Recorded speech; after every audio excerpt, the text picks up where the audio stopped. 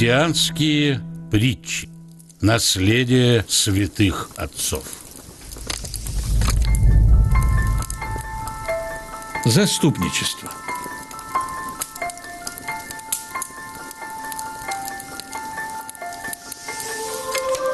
Однажды Авва Иоанн шел из скита с другими братьями.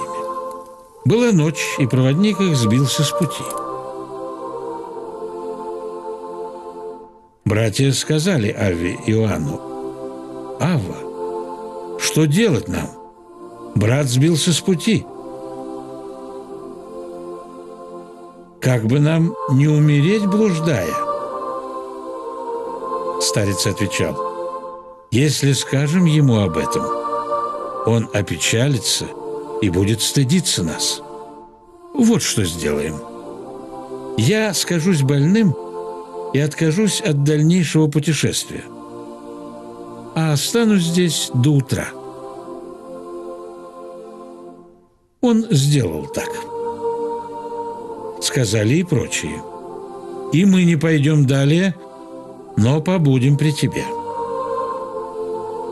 Они просидели на месте до утра, и брата не обличили.